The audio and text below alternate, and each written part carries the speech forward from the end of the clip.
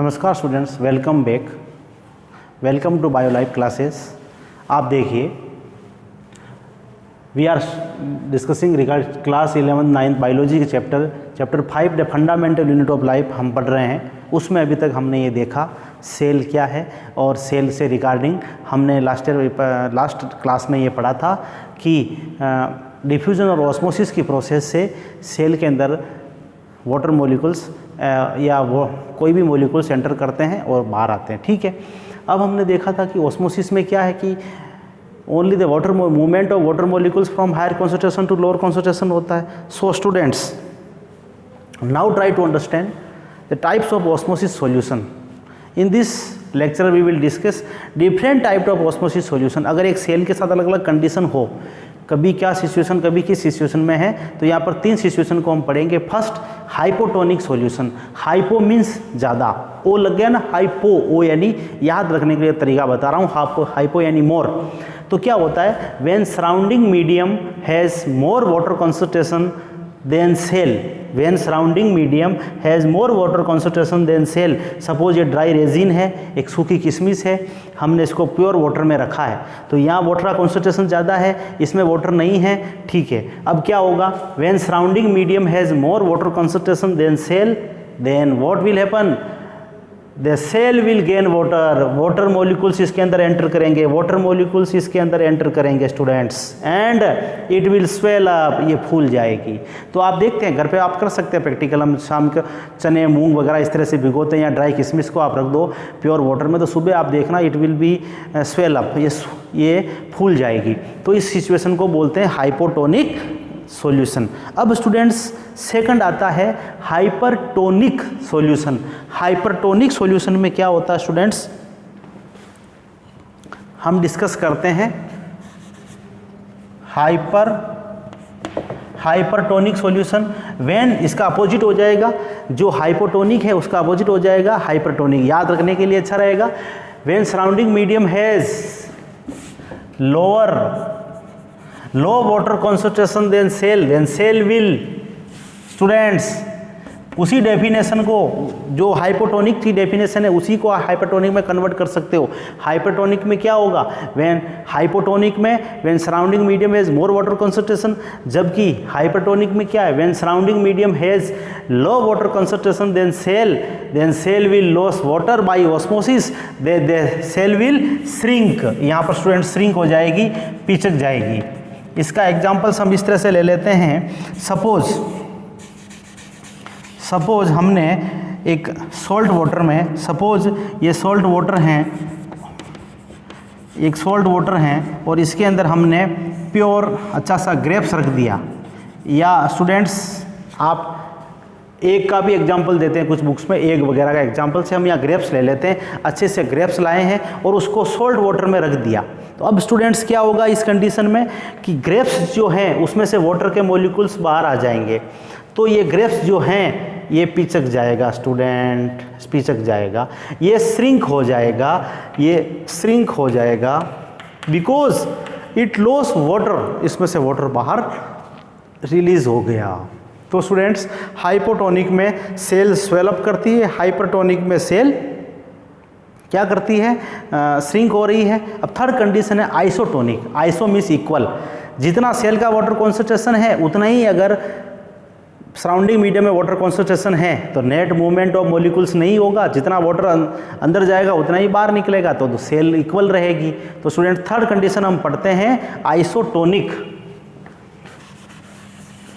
Third हमारा है isotonic. Third हमारा क्या है students, isotonic solution. When surrounding medium has equal, यहाँ स्टूडेंट्स इक्वल कर देना। एक डेफिनेशन अगर आप याद करते तो उसे तीनों डेफिनेशन हो जाएगी। हाइपोटोनिक की जस्ट अपोजिट कर दो hypertonic. Water concentration than equal water concentration of cell, the cell will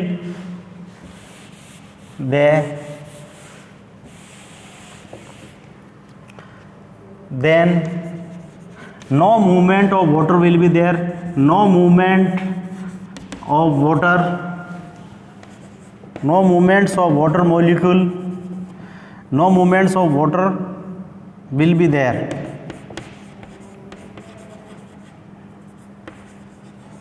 cell will remain same, cell will remain same. Okay students, आपने देखा हाइपोटोनिक में सराउंडिंग मीडियम में वाटर ज़्यादा है, सेल में कम है, तो वाटर मॉलिक्यूल्स ने अंदर एंटर किया, सेल स्वेल अप हो गई। हाइपरटोनिक में सराउंडिंग मीडियम में वाटर कम है, सेल के अंदर वाटर ज़्यादा था तो वाटर बाहर आ गया स्टूडेंट्स, सेल पिचक गई। और आइसोटोनिक सॉल्यूशन में सराउंडिंग मीडियम में वाटर कॉन्सेंट्रेशन और सेल का वाटर कॉन्सेंट्रेशन बराबर है, तो सेल उस कंडीशन में एक जैसी रहेगी। जैसे आप एक ग्रेप्स को अगर प्योर वाटर में रखते हैं स्टूडेंट्स, ये ग्रेप्स हैं, हम ग्रेप्स लाए मार्केट से, उसको धो के अगर पानी में रख देते हैं प्योर वाटर में, धोने के लिए रखते ही हैं तो कोई इफेक्ट नहीं होता है, जैसा ग्रेप्स हैं वैसे ही रहेंगे। तो ग्रेप्स एक सेल है मान लीजिए, इस ग्रेप्स को हमने प्योर वाटर में रखा तो it will remain same, grapes की जो सेल हैं वो सेम रहेगी। तो स्टूडेंट्स ये हमने देखा आइसोटोनिक सॉल्यूशन में। अब स्टूडेंट्स एक बार फिर से आप इसका रिवाइज कर सकते हैं। ओके, अब हम बात करते हैं कि प्लाज्मा मेम्ब्रेन का स्ट्रक्चर कैसा बना हुआ होता है और उससे रिगार्डिंग कुछ डिस्कस करते हैं। तो स्टूडेंट्स इस वीडियो को 2 बार देखें, आप 2 बार ध्यान से सुनोगे तो अपने आप आपको क्लियर हो जाएगा और याद हो जाएगा। अभी तक हम पढ़ रहे थे ये सारा इसके रिगार्डिंग। अब students plasma membrane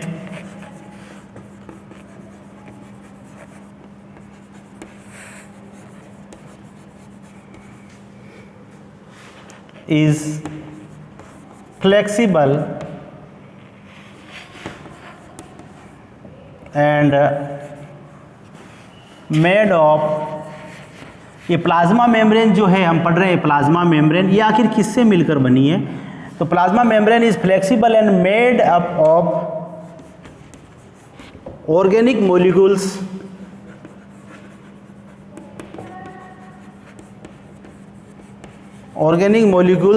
called lipids and proteins। Students lipids और प्रोटीन से मिलकर बनती है।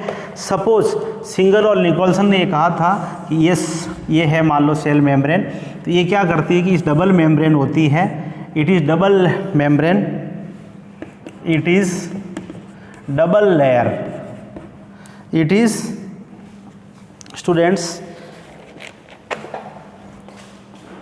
It is double layer. Okay, ये डबल लेयर होती है इस तरह से। तो ये लिपिड्स हैं, ये भी लिपिड्स हैं, इसके बीच में ये प्रोटीन के मॉलिक्यूल्स इस तरह से होते हैं स्टूडेंट्स, ये प्रोटीन्स के मॉलिक्यूल इस तरह से होते हैं। ये सेल मेम्ब्रेन का स्ट्रक्चर है। तो ये लिपिड और प्रोटीन से मिलकर बनते हैं। ये फ्लेक्सिबल होती है, इसलिए ये कुछ एनिमल्स में ये फूड इनगल्प करने में भी काम आते हैं। तो हम इसको पढ़ते हैं अमीबा में। अमीबा यूनिसेल्युलर है, एक ही सेल से उसकी बॉडी बनती है। तो उस सेल्स में क्या होता है, फ्लेक्सिबिलिटी होने से वो कॉन्ट्रैक्टाइल करता है, कॉन्ट्रैक्ट करने से फूड पार्टिकल्स उसकी बॉडी में चला जाता है और इस तरह से वो फूड को फेगोसाइट करता है। इसको बोलते हैं एंडोसाइटोसिस। तो स्टूडेंट्स हम ये भी देखते हैं,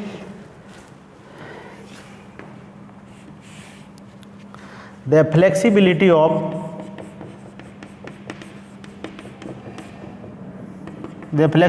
of स्टूडेंट इसको मिटा रहा हूं मैं, the flexibility of plasma membrane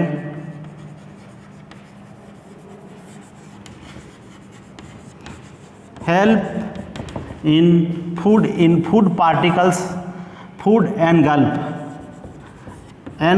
करने में यानी निगलने में, खाने में हेल्प करते हैं, engulf. This process is called, this phenomena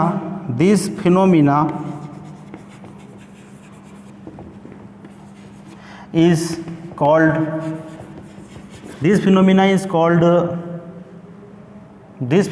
called endocytosis. Examples हम इसका ले लेते हैं स्टूडेंट्स। Amoeba, amoeba.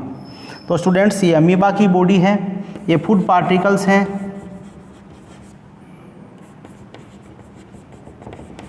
ये इसके बॉडी में इस तरह से एंटर करता है। एग्जाम्पल्स इसका है अमीबा। अमीबा तो फूड पार्टिकल्स को ये अंदर एंटर करता है स्टूडेंट्स। तो ये प्लाज्मा मेम्ब्रेन के बारे में हमने पढ़ा, सिंगन और निकोलसन ने दिया था ये। हायर क्लासेस में भी इसको डिटेल में पढ़ सकते हैं। यहाँ केवल इतना है कि ये लिपिड्स की बाईलेयर स्ट्रक्चर से बनता है। प्लाज्मा मेम्ब्रेन बाईलेयर लिपिड्स की स्ट्रक्चर है, लिपिड की बाईलेयर होती है और इसके बीच में प्रोटीन के जो मॉलिक्यूल्स लगे रहते हैं, जिसकी वजह से ये प्रोटीन के मॉलिक्यूल्स हैं और इस प्रोटीन के मॉलिक्यूल्स में फूड अंदर एंटर करता है। ये फूड सेलेक्टिवली परमिएबल मेम्ब्रेन है, ये लिपिड्स की मेम्ब्रेन प्रोटीन से इसके अंदर से मॉलिक्यूल्स अंदर एंटर करते हैं।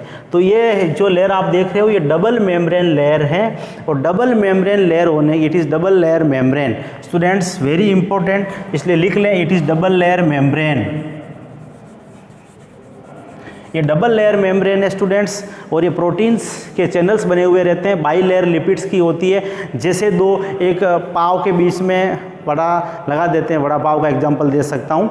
उसी तरह से लिपिड्स की बाई लेयर लिपिड्स हैं, इसके बीच में प्रोटीन के मॉलिक्यूल्स लगे हुए हैं और इस तरह से सेल मेम्ब्रेन का ये स्ट्रक्चर होता है। इसके अंदर स्टूडेंट्स ये सेलेक्टिवली परमिएबल मेम्ब्रेन होती है जो अलाउड करती है ओनली सर्टेन मॉलिक्यूल्स को अंदर और बाहर आने जाने के लिए, और ये किससे होता है? ऑस्मोसिस से और डिफ्यूजन से। ओके स्टूडेंट्स, अब हम बात कर रहे हैं, अभी तक हमने देखा कि प्लाज्मा मेम्ब्रेन एनिमल्स और प्लांट्स सब में प्रेजेंट होता है।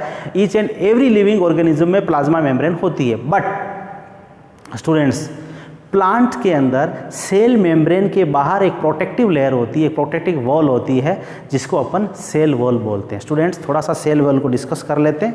Okay, come to the point of cell wall.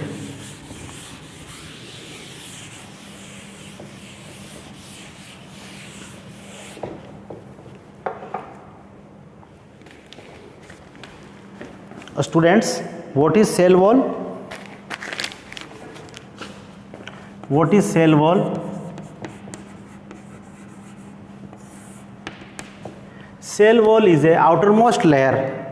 The cell wall is the outermost layer. The cell wall is the outermost layer. सबसे पहले तो ये देखते हैं outermost layer होती है स्टूडेंट्स, ये जो लेयर है जैसे इसके बाहर की तरफ लेयर होती है, ओनली प्लांट में प्रेजेंट होती है सेल वॉल। इसका ध्यान रखें आप। The cell wall is the outermost layer. It is made up of cellulose.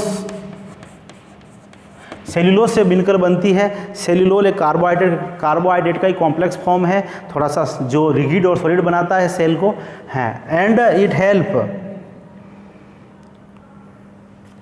It provide ये प्लांट सेल को इट प्रोवाइड structural strength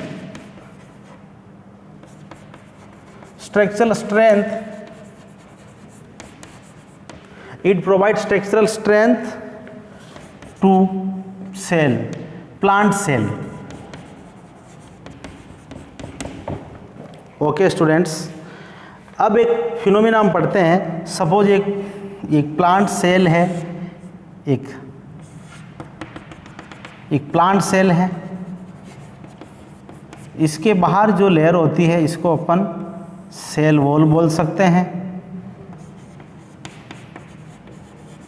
और अंदर जो होती है सेल मेम्ब्रेन होती है। ओके स्टूडेंट्स, ये प्लांट सेल का डायग्राम है। अब अगर इस प्लांट सेल का वाटर ऑस्मोसिस के प्रोसेस से वाटर इसमें लॉस हो जाता है, तो वो सेल में वाटर का लॉस हो जाता है, तो इस प्रोसेस को अपन बोलते हैं प्लाज्मोलाइसोसिस। स्टूडेंट्स एक वर्ड आ गया है, एक नई टर्मिनल टेक्निकल वर्ड्स आया है, प्लाज्मोलाइसोसिस। तो स्टूडेंट्स इसको देख लेते हैं, what is plasmolysosis. Okay students, plasmolysis.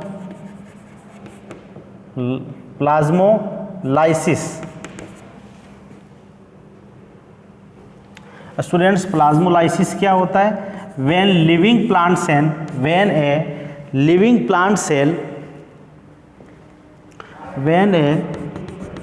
Living plant cell loss water. जब किसी प्लांट सेल से स्टूडेंट्स, जब किसी प्लांट सेल से वाटर बाहर निकल जाता है, loss water through osmosis,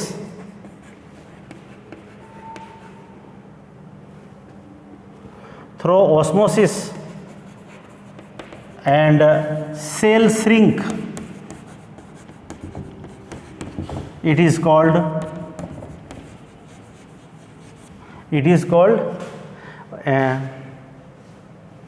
plasmolysis. Students, plasmolysis. तो स्टूडेंट्स ये इंपॉर्टेंट स्ट्रक्चर था। जब किसी प्लांट सेल से स्टूडेंट्स, सपोज ये एक प्लांट सेल है, इसकी वाटर मॉलिक्यूल जब इससे बाहर निकल जाता है किसी ऑस्मोसिस के प्रोसेस से, तो उस कंडीशन में सेल श्रिंक हो जाएगी और इसको अपन बोलते हैं when a living plant cell loss water through osmosis and cell shrink, it is called plasmolysis.